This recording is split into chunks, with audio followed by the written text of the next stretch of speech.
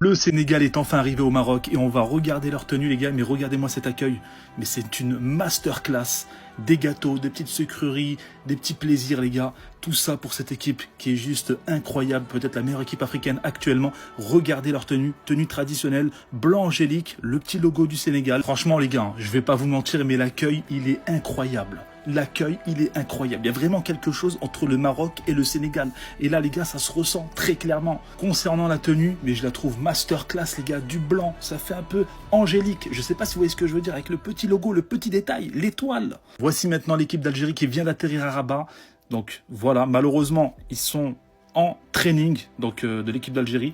Malheureusement, nous les gars, encore une fois, l'Afrique du Nord, on joue pas le jeu et c'est vraiment dommage parce qu'on a de très belles tenues. Concernant le classement des plus belles tenues, on commence par le Mali en top 1. Top 2 les gars, les Burkinabés, je suis désolé les gars, mais j'ai eu un coup de cœur et je suis en train de revoir cette tenue et je me dis les gars, mais c'est une masterclass. Top 3, je mettrai le Sénégal. Par contre, je les mets en top 3 ex aequo avec les Comores parce que ça aussi les gars, coup de cœur. En top 4, le Nigeria. En top 5, le Bénin. Et en top 6, le Mozambique. Mes frères et sœurs sénégalais, est-ce que vous avez vu l'accueil qui vous a été réservé à Tanger? Baby Koum Kemlin. Bienvenue à tous. Quand on vous dit que c'est une grande histoire entre le Maroc et le Sénégal, les deux peuples frères on les appelle. Là ils ont sorti leur tenue et je savais qu'ils allaient arriver avec leur tenue parce que regardez ce qui s'est passé juste avant qu'ils s'envolent du Sénégal. Ils sont bien organisés ces malins. Ils avaient déjà toute leur tenue pour se changer dans l'avion. C'était sûr qu'ils allaient débarquer avec les belles tenues blanches. Merveilleuse tunique. Mais j'espère qu'on va se retrouver en finale. D'ailleurs, Naïef Aguerd a parlé du Sénégal. Regardez ce qu'il en dit. Pourquoi? Ils ont des joueurs qui jouent dans... Quand on lui demande quelle est l'équipe la plus redoutable. Et on se quitte avec ces merveilleuses images du peuple sénégalais qui attendait sous la pluie l'arrivée des joueurs à Tanger. Cette canne, elle va être extraordinaire. Franchement, elle est déjà lancée. Ça va être trop beau, ça va être magnifique. Il va y avoir une ambiance de malade. En tout cas, profitez bien. Fêtez bien ceux qui sont sur place. Parce que ça va être magnifique. Allez, bonne soirée la team. Ah les gars, franchement, ils ont pris du temps à atterrir. Je commence un peu à m'inquiéter, mais voilà, ils étaient attendus. Les Sénégalais sont bien arrivés à Tanger. Ils sont bien là au Maroc. Ismaïla Sarr, Habib Diarra, Idrissa Gana Gueye, qui lui aussi est bien là, taulier de la sélection, vous savez déjà. Accompagné ici d'Edouard Mendy. Bon, j'avais dit tout à l'heure titulaire, mais aussi il y a Yehvan Diouf qui pousse aussi, Moridio, à voir, hein, mais c'est le numéro 1 pour l'instant en tout cas. Parlons de Yehvan Diouf, Moridio et Pape Gueye, Habib Diallo, Idrissa Gueye, Kalidou Koulibaly. Franchement, la tenue elle est fraîche, il n'y a rien à dire sur ça les gars. Il n'y a rien à dire. Et pour finir, Chérif Ndiaye et Mbaye. Eh Mbaye, enlève ton bonnet, vieux. Ah, la tenue elle est belle, faut pas mettre le bonnet, mais bon. Il fait ce qu'il veut. Voilà, ils sont bien arrivés les gars. Et puis voilà, let's go. Let's go pour le Sénégal qui est là, arrivé. Qui demain s'entraînera. Et premier match dans quelques jours. Bientôt, ça arrive vite, hein, ça arrive vite. On va être prêt dès le premier match, hein, parce que là, la poule, elle est quand même assez relevée. Même si, bon, pour moi, ils seront premiers. Attention, on sait jamais. Incroyable, ils sont arrivés les gars à Tanger, alhamdoulilah. Ils sont bien arrivés. La meilleure équipe d'Afrique, voilà, est arrivée à Tanger. Les autres pouvaient trembler, hein. Il n'y aura rien pour vous. Rien. Il n'y aura rien à gratter pour vous. En tout cas, voilà, ils sont bien arrivés. Ça fait plaisir.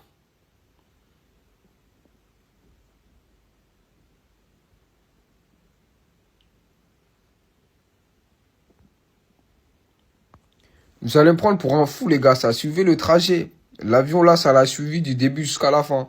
J'étais comme ça tout le temps. Je regardais. Non, il faut être fou quand même.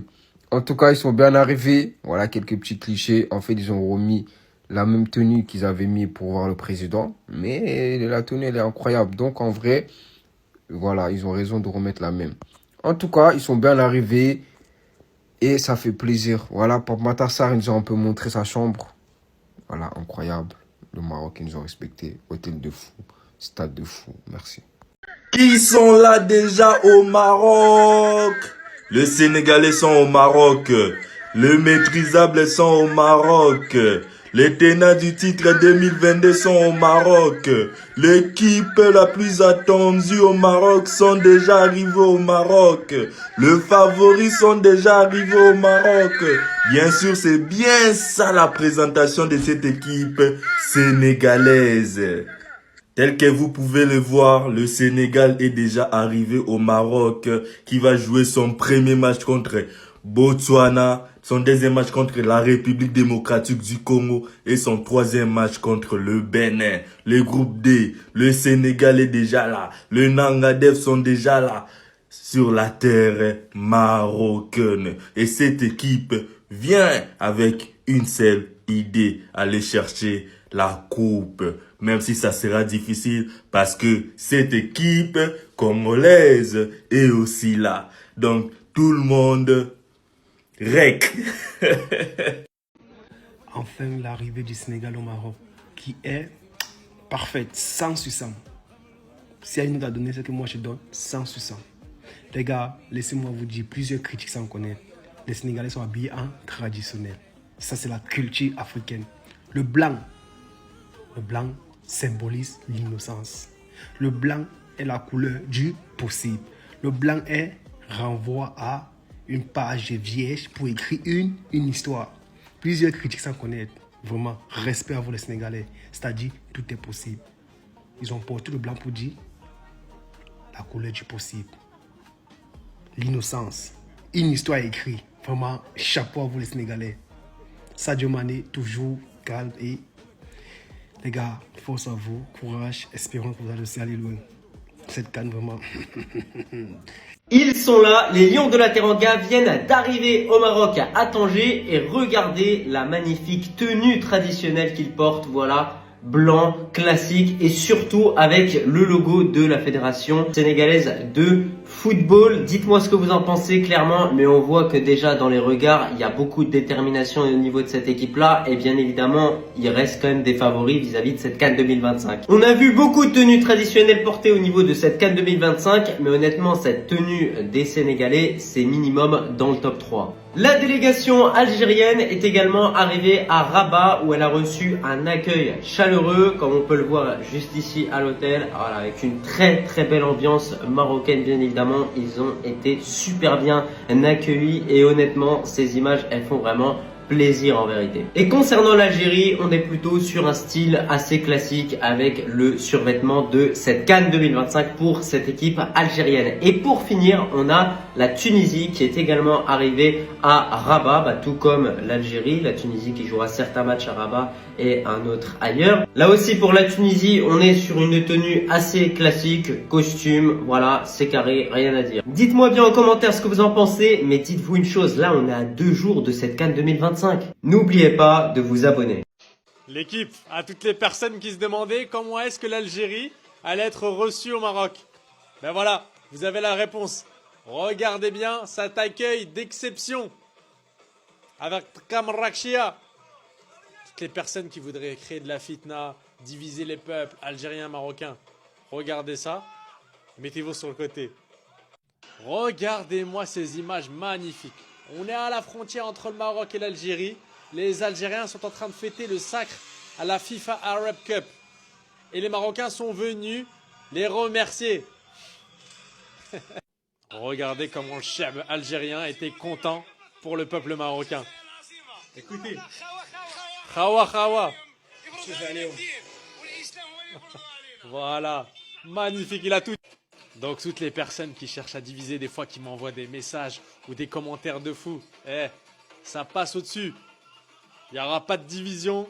On va faire la plus belle CAN de l'histoire du football. Et c'est au Maroc que ça se passe. Dima Maghreb. Allez, passez une bonne CAN, profitez. Ne vous prenez pas la tête avec des futilités. Alaykoum salam wa rahmatullah. Par contre, cours sur le terrain, s'il te plaît, Riyad. Cours. J'ai pas envie de critiquer, les gars. Mais il m'a l'air d'avoir grossi. Il m'a l'air d'avoir pris un peu de poids, là, Riyad, là. Le temps qu'il jouait plus. Il m'a l'air d'avoir pris un peu de catch. Ah bon, après, je sais pas, peut-être c'est le survêt. On s'en fout. Par contre, il y a un truc où je m'en fous pas. Riyad, Bessif, t'as voulu être dans ce 11. Bessif, t'as voulu y être. D'accord, très bien. Par contre, t'as intérêt à courir. Riyad, tu vas pas laisser Chergui dans la merde. Il va pas se faire prendre des prises à deux, Chergui, à chaque fois. Parce que tu vas pas fournir les efforts défensifs. Riyad, s'il te plaît, fais un minimum. Fais un minimum. Si tu n'y arrives pas, va t'asseoir sur le banc. Il y a Kebal, il y a Haj Moussa. Ils sont la fleur de l'âge. Ils pètent la dalle. Eux, courir, ils vont courir sur le terrain. En Afrique, ça pardonne pas de pas courir. En Afrique, si tu as un joueur qui court pas, ça va se voir direct. Oui, il y a des joueurs qui peuvent compenser pour lui. Oui, d'accord. D'accord, peut-être. Mais on n'en est pas là. Est-ce qu'on a réellement travaillé sur ce schéma? Est-ce qu'on sait réellement qui va travailler pour lui? Non. Arrêtez d'émettre des hypothèses qui ne sont pas possibles. Aujourd'hui, physiquement, il doit être prêt. Est-ce que je pense qu'il va être prêt? Absolument pas. Les frères burkinabés viennent tout juste d'arriver sur le territoire marocain pour la CAN 2025. Les étalons ont fait sensation en arborant le Fanso d'Anfani, symbole fort de l'identité burkinabèse. Fanso pour patrie, d'Anfani pour tenue, tenue du pays. Chaque motif que vous voyez sur les tenues possède une signification culturelle et sociale burkinabèse. Nos frères sénégalais eux aussi sont arrivés sur le territoire marocain. Khalidou Koulibaly et ses compatriotes ont décidé de venir avec le grand boubou blanc, la tenue traditionnelle du Sénégal, évidemment avec le logo du lion plus l'étoile d'Afrique au-dessus. Nos frères angolais eux aussi sont arrivés sur le territoire marocain il y a quelques heures. Ils sont arrivés avec de la bonne humeur, hein. Ambiance festive, danse, musique, mood, vibe, sourire, heureux, bonheur au max. Eh, je vous mens pas, hein. La danse est quand même assez spéciale, hein. Waouh. Les aigles Tounsi, ils ont décidé de choisir le modèle moderne, le modèle classe, hein. Veston, costard, chemise, c'est comme ça qu'ils ont décidé de se vêtir à l'arrivée à l'aéroport de Tanger. Par contre, je ne comprendrai jamais pourquoi nous les rebeux, nous les maghrébins, on est les seuls complexés à soit porter un survêt, soit porter un costard cravate. Pourquoi ne jamais porter notre tenue traditionnelle, soit une gendora, soit une djellaba ou soit un kamis. Et pour terminer les amis, ça a été officialisé par la FIFA. Le Congolais Jean-Jacques Ndala sera désigné comme étant l'arbitre principal lors du match d'ouverture de la CAN 2025 qui sera le Maroc versus les Comores. Sénégal, vous avez respecté le thème. Regardons ensemble les tenues des équipes nationales à leur arrivée pour la CAN. On commence par le Sénégal. Très sobre, très chic, charismatique, on aime beaucoup. Non, ça c'est une tenue que moi-même je peux porter demain. On aime beaucoup. Franchement, vous avez respecté la population. Merci beaucoup. On enchaîne avec mon pays, Maliba. Vous nous avez respecté. Tous en 14 pièces. Non, c'est de ça dont il s'agit. Vous avez respecté le thème. Vous savez quoi? Franchement, comment je suis content là. Ramenez-nous juste la coupe et puis c'est parfait. Regarde comment vous avancez là. Non, ça mérite la coupe, s'il vous plaît. Les Nigériens même connaissent leur karaté. Eux-mêmes, ils savent. 10 sur 10. Il n'y a rien à dire. Franchement, j'aime trop les tenues. J'aime trop. C'est sobre. C'est chic, c'est classe, c'est waouh. Avec les chapeaux et tout, j'aime trop les tenues. 10 sur 10. Les Comoriens, eux, c'est le charisme. Regardez-les avancer seulement. Voilà. Eux, c'est très sobre, comme d'habitude. Hein. J'aime beaucoup. Voilà. On parle des tenues des Béninois, s'il vous plaît. Eux, en fait, ils sont venus, ils ont tout pris, ils sont partis. C'est de ça dont il s'agit. C'est les seules tenues que j'ai trouvées pour le moment, en tout cas. Mais franchement, de tout ce que j'ai vu, vous avez respecté la population. J'ai hâte que cette CAN commence, que les hostilités commencent. Juste Mali. Bon, vous savez que je suis sénégalais, que pour moi, sans prétention, sans arrogance ou quoi, on fait partie des favoris pour prendre cette compétition-là. Mais là, pour cette fois, je vais pas parler de mon pays, mais je vais parler des équipes qui, selon moi, faut faire très attention dans cette compétition. Tout d'abord, avant que je vous présente les équipes qui me font peur et dont on ne parle pas assez, je tiens à rappeler que, historiquement, toutes les CAN qui ont été organisées dans des pays d'Afrique du Nord ont été remportées par des pays d'Afrique du Nord. Ça, c'est quelque chose à prendre en compte.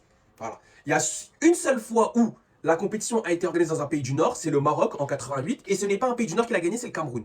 Mais en dehors de ça, si vous remarquez bien, tous les pays du Nord qui ont organisé la compétition chez eux, c'est eux qui ont remporté la compétition. Sauf en 2019 où la CAN a été organisée en Égypte, mais c'est l'Algérie qui a remporté la compétition contre mon pays.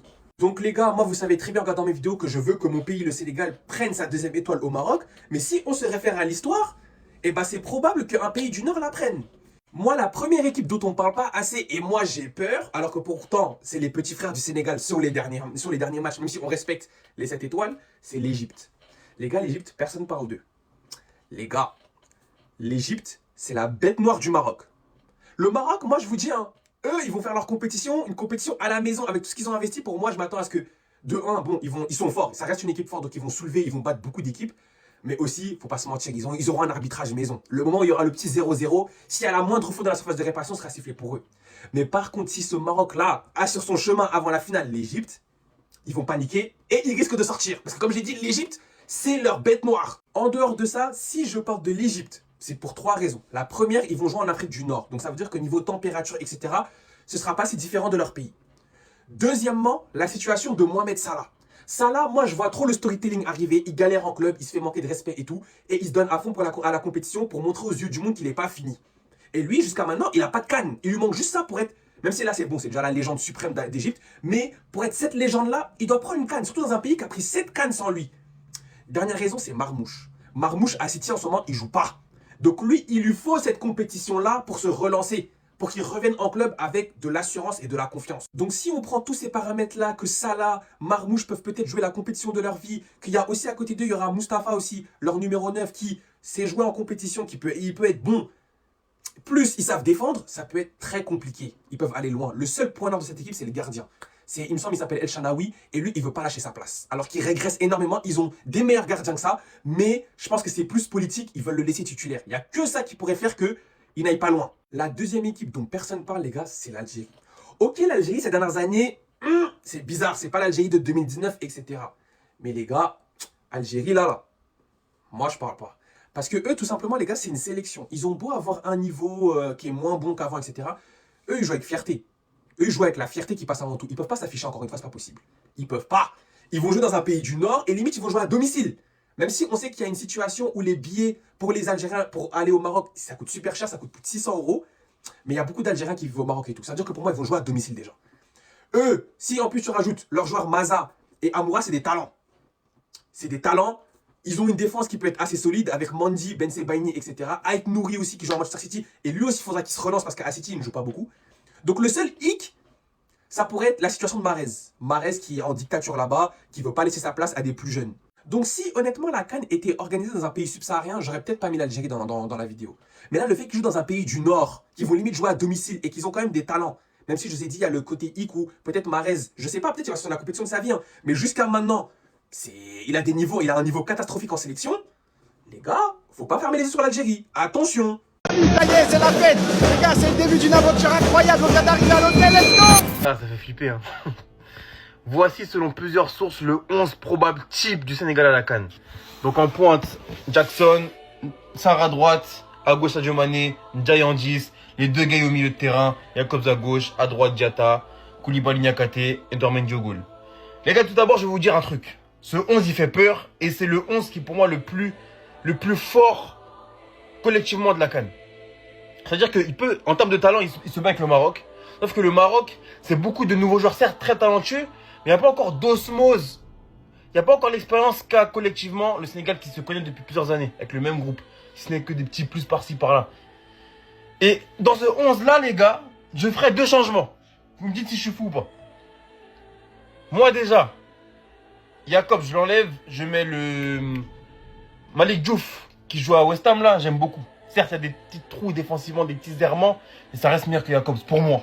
Peut-être que je me trompe. Et au milieu de terrain, là vous allez m'attraper, je le sais. Avec tout le respect, en fait je me dis je peux pas faire une équipe sans Lamine Camara. Donc moi j'enlèverai Pape Gueye, Idrissa Gueye. Voilà.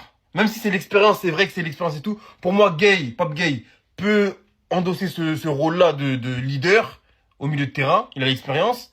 Et Lamine Camara, il connaît aussi les grandes joutes européennes, les gars. Idrissa Gueye, bon, c'est fort, hein, c'est encore très fort, très fiable. C'est un leader, mais voilà, moi je mets Lamine Camara. Peut-être que je me trompe, dites-le moi en commentaire, les gars. Mais en tout cas, ce 11-là, les gars, franchement, il fait flipper.